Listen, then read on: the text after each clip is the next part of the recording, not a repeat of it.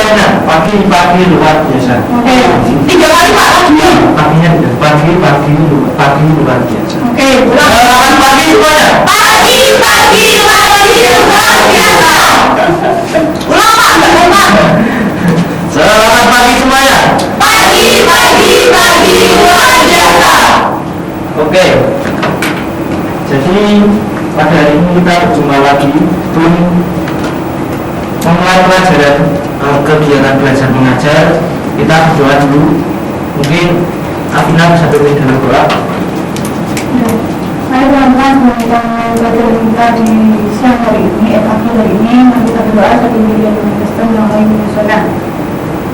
Kita syukur ya Bapak yang di surga, terima kasih Tuhan yang Maha Putra. Memberikan kami kesehatan Bapak dan dalam Bapak yang kesempatan pagi hari ini sehingga kami dapat berkumpul di ruangan ini untuk belajar dari Tuhan. Tuhan kami minta Bapak kecerdasan pembicaraan darimu turun atas kami, turun kudus kami dan darahmu yang kudus, sertai kami selalu, ampuni Tuhan untuk segala kesalahan yang telah kami perbuat. Di dalam nama Tuhan Yesus Kristus, kami sekarang mau belajar, sertai kami dari awal, pertengahan, di akhirnya. Di dalam nama Tuhan Yesus Kristus, kami berdoa dan bersyukur. Amin. Oke, terima kasih Afina. Nah, sebelum masuk lagi, kita absen dulu. Krista Hadir. hadir. Gama hadir. Wahyu Hadir. Alvina Hadir Pak. Moses Tidak ada Moses nggak masuk. Tidak Pak. Kenapa? Tidak tahu Pak. Tidak ada pasal. Terus Angel Hadir. oke. Saya nggak masuk Moses. Oke, jadi hari ini kita akan belajar perlindungan dan penegakan hukum di Indonesia. Ada kantor polisi. Nah, coba kita bayangkan apa yang akan terjadi apabila di keluarga kita tidak ada aturan, di sekolah tidak ada tata tertib, di lingkungan masyarakat tidak ada norma-norma sosial, di negara tidak ada undang-undang atau apapun yang berbau aturan. Nah, apa yang akan terjadi apabila setiap pelanggaran dibiarkan begitu saja atau pelakunya tidak diberikan teguran atau sanksi lainnya? Menurut Anda, kalau tidak ada aturan gimana? Di sebuah negara Kemungkinan negara akan hancur juga. hancur tidak boleh. Ya tidak hancur seperti juga, maksudnya tidak ada aturan, jadi kayak berantakan gitu mau ngapain juga tidak tahu Pak. Oke. Kalau menurut Krista, kalau di sebuah negara tidak ada aturan gimana? Negara itu akan hancur dan masyarakat akan berperilaku seenaknya Pak. Oke. Jadi jawabannya bisa jadi benar, tetapi yang pertama itu kalau nggak ada aturan, negara itu nggak akan ada. Karena syarat untuk terbentuknya negara salah satunya adalah adanya aturan. Yaitu, apa sebenarnya perlindungan hukum? Menurut Andi Hamzah, perlindungan hukum dimaknai sebagai daya upaya yang dilakukan secara sadar oleh setiap orang maupun lembaga pemerintah dan swasta yang bertujuan mengusahakan pengamanan, penguasaan dan pemenuhan kesejahteraan hidup sesuai dengan hak-hak asasi yang ada. Makna tersebut tidak terlepas dari fungsi hukum itu sendiri, yaitu melindungi kepentingan manusia. Nah, jadi pada intinya semua aturan, hukum, norma, kemudian hukum-hukum adat itu berfungsi untuk mengatur, benar yang dikatakan tadi, mengatur dan untuk melindungi kepentingan manusia. Nah, suatu perlindungan dapat dikatakan sebagai perlindungan hukum apabila mengandung unsur-unsur sebagai berikut. Yang pertama, adanya perlindungan dari pemerintah pada warganya. Yang kedua, jaminan kepastian hukum berkaitan dengan hak warga negara, adanya sanksi hukuman bagi pihak yang melanggarnya. Jadi untuk perlindungan hukum itu mengandung unsur-unsur sebagai berikut ini ya. Nah, adanya perlindungan dari pemerintah pada warganya. Nah, itu warga atau rakyatnya itu merasa aman, jadi dijamin kehidupannya. Kemudian jaminan kepastian hukum. Nah, itu hukumnya tidak lunak, maksudnya tetap konkret, tetap sesuai dengan pasalnya. Kemudian berkaitan dengan hak-hak warga negara, misalnya lagi pemilu atau mungkin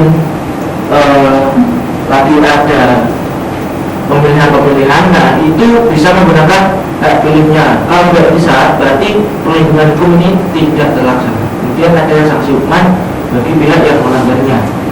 Kalau ini jelas ya, ada hukuman buat yang melanggar. Nah, kenapa kok penting perlindungan hukum dan penegakan hukum? Nah, karena itu tadi, untuk menjamin keberlangsungan kehidupan berbangsa dan bernegara, maka masyarakat itu perlu perlindungan hukum, dan aparat penegak hukum itu perlu melaksanakan perlindungan hukum pada masyarakatnya. Nah ini apa yang Anda rasakan apabila ketika ulangan Anda muncul teks tapi tidak ditutur oleh guru? Gimana? Misalnya Anda muncul teks, apa yang Anda rasakan? Saya tidak tahu. Nilai Anda bagus mungkin. Senang karena ya Nah, kalau ada apa? kita kan bisa instan. Oh iya. Kalau kita gimana? Kalau muncul teks tetapi tidak ketawa. Seru Pak, karena kalau melantik kan kita tidak perlu berpikir. Kalau muncul teks memacu adrenalin. Jadi toleh. Nah, hal ini kan salah ini. Jadi sebagai guru, waktu kita semisal di dalam kelas sedang ada ulangan atau tes, posisi guru itu sebagai penegak hukum. Nah, kalian seharusnya mendapat perlindungan hukum. Nah, seperti semisal kalian tahu teman kalian yang nyontek, kemudian enggak teman kalian laporkan ke guru. Nah, itu upaya perlindungan hukum itu. Kalian biar dapat enggak terlibat dalam proses percontekan. Kemudian juga ini sistem atau mungkin upaya dari perlindungan dan penegakan hukum ini terjadi. Nah, kemudian perlindungan dan penegakan hukum sangat penting dilakukan karena dapat mewujudkan hal-hal berikut: tegaknya supremasi hukum, tegaknya keadilan, mewujudkan perdamaian dalam kehidupan di masyarakat. Kalau ini jelas ya, tegaknya keadilan dan mewujudkan perdamaian.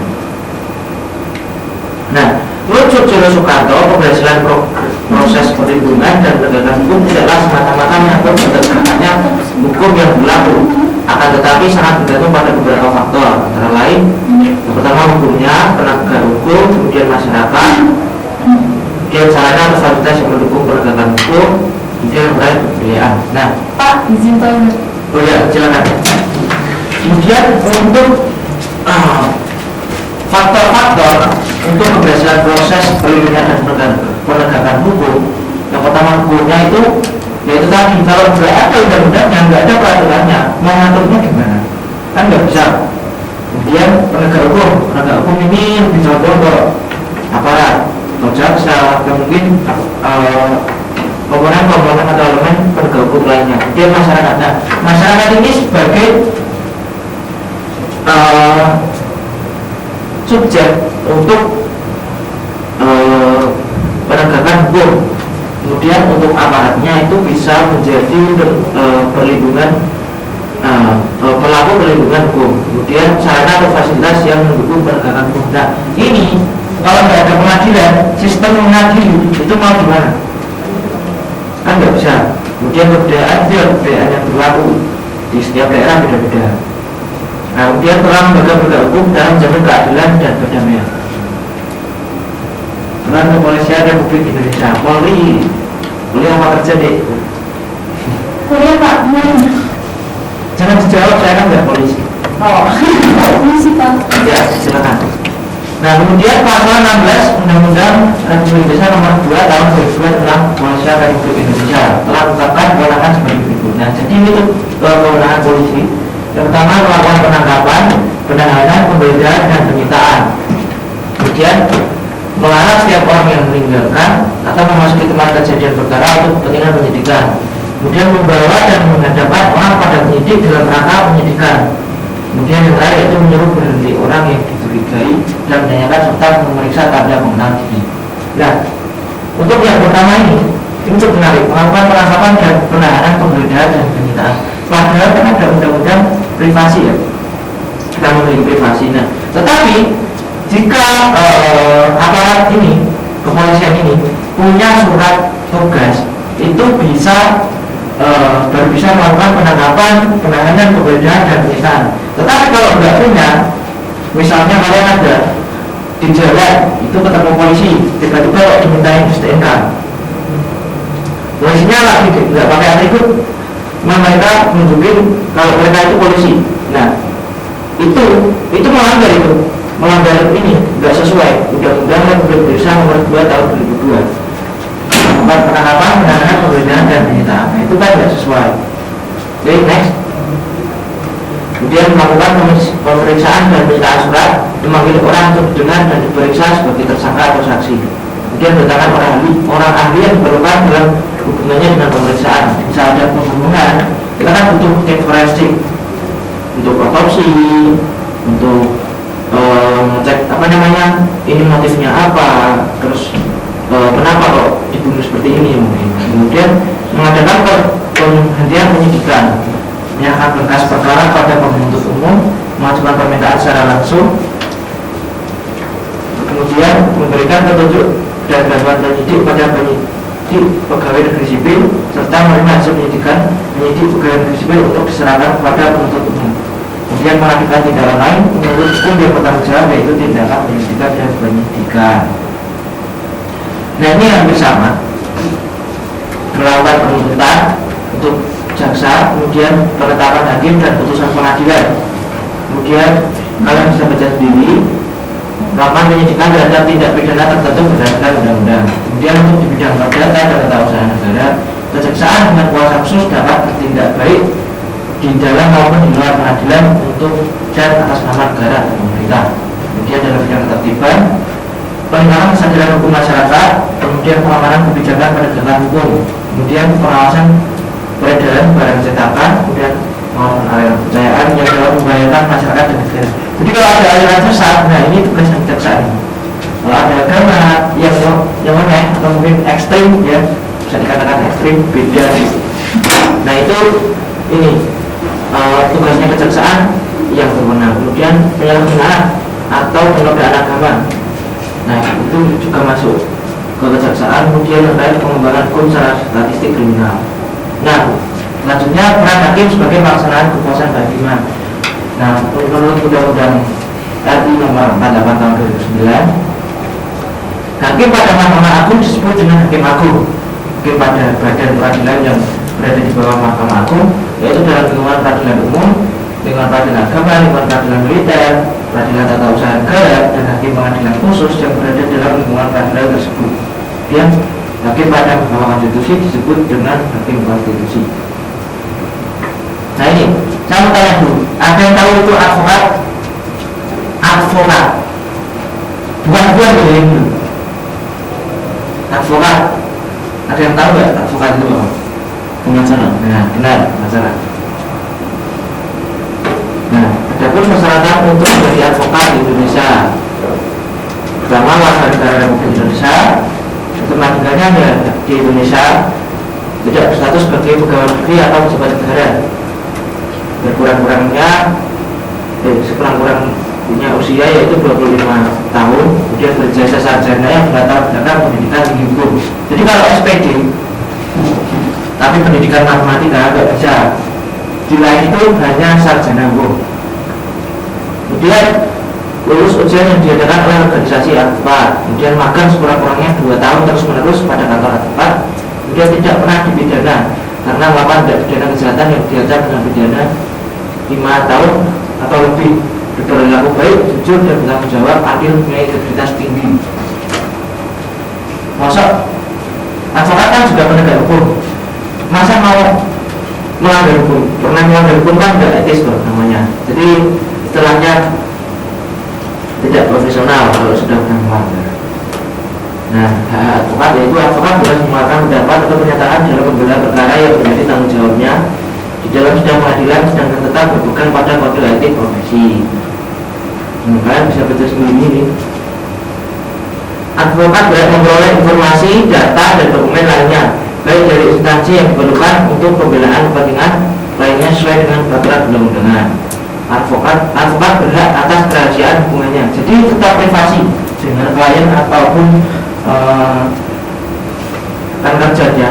Itu ada privasi, termasuk perlindungan atas berkas dan dokumennya terhadap penyitaan atau pemeriksaan dan perlindungan terhadap penyadapan atas komunikasi elektronik. Nah, ya ini kewajiban yang harus dipatuhi oleh seorang advokat diantaranya adalah sebagai berikut: advokat dalam menjalankan tugas profesinya dilarang membedakan perlakuan terhadap klien berdasarkan jenis kelamin, agama, politik atau sara intinya. Kemudian latar belakang sosial dan budayanya.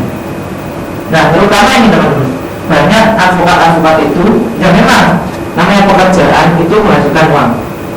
Nah, tapi ada juga advokat itu ya memilih kasus atau klien tertentu. Jadi kalau kasusnya sekiranya ringan, tidak berat, kemudian orangnya atau kliennya itu satu suku atau satu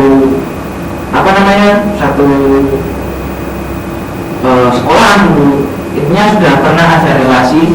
Nah, jadi tidak boleh pilih-pilih kalau jadi advokat. Nah, ini yang terakhir KPK. Sudah ada KPK tapi masih banyak korupsi. KPK mempunyai tugas sebagai berikut: koordinasi dengan instansi yang berwenang, kemudian supervisi terhadap instansi yang berwenang, kemudian melakukan penyelidikan, penyidikan, penuntutan terhadap tindak pidana korupsi. Ini hampir sama dengan polisi, tetapi untuk skala atau mungkin kasusnya hanya menangani kasus korupsi. Nah, oke, jadi ada tugas kelompok. Ini nanti karena masih sudah masuk, berarti ada berapa orang? 6 ya? 6. Nah, nanti ini tak ada Wahyu, Rista, sama Moses itu jadi kelompok 1, kemudian yang sisanya jadi kelompok 2. Nah, tugasnya adalah buatlah clipping mengenai pemberitaan yang berkaitan dengan peran-peran lembaga-lembaga warga hukum. Clipping yang dibuat minimal 52 artikel atau berita yang berkaitan dengan hal tersebut. Kemudian analisis 20 artikel atau berita yang ada yang Anda anggap menarik. Kan sekarang banyak kasus-kasus yang lagi booming, yang lagi hot. Oke, jadi untuk pertemuan ke depan ini tugasnya dikumpulkan pertemuan ke depan ya. Iya. Pertemuan selanjutnya. Terus, oke, sebelum pulang, karena pertemuan kita sudah selesai. Tadi kan sudah style demi doa, sekarang tadi ada ya yang demi doa. Iya Pak. Ya wes, sekarang kita ayo wes untuk dalam doa. Baiklah teman-teman, sebelum kita pulang marilah kita berdoa. Selamat siang Bapak, terima kasih Tuhan atas penyertaan-Mu dari awal pembelajaran kami hingga akhir pulang. Kiranya Engkau selalu memberkati guru kami, teman kami sampai pada rumah masing-masing. Sembah doa dan permohonan ini kami aturkan ke dalam tangan-Mu dengan pengantaran Kristus Tuhan kami. Amin. Terima kasih, sampai jumpa minggu depan. Terima kasih Tuhan.